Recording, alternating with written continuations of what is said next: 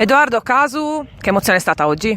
È stata un'emozione unica, vedere così tanta gente allo stadio è stato un sogno davvero, eravamo convinti, eravamo affamati di vittoria, dovevamo per forza portarla a casa per noi, per la gente, perché questa squadra, questa società non merita di stare in questa categoria. Avete rischiato pochissimo, state ancora festeggiando, tra l'altro le sentiamo le voci sotto, avete rischiato pochissimo in difesa, però è stato anche grazie proprio al vostro apporto sugli esterni, sempre presenti, tu e Vittorio Spano che siete giovani di questa squadra, trascinati poi anche dai più grandi.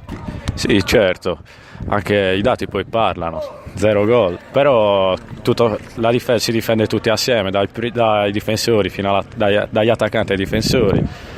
E niente, poi è stata una grande emozione, anche quando siamo entrati in campo. E ancora non hai fatto la finale, perché quella forse sarà ancora più emozionante, però abbiamo detto, come abbiamo detto con i tuoi compagni, adesso un po' di pace, un po' di gioia e poi si ripensa al prossimo. Sì. Oggi ci godiamo questo giorno, ma poi da domani subito testa domenica. E dobbiamo continuare a lavorare bene come stiamo facendo. Dici solo una cosa, qual è il segreto di questo gruppo che dopo 7 giornate era 13° in classifica e si ritrova a fare una finale playoff?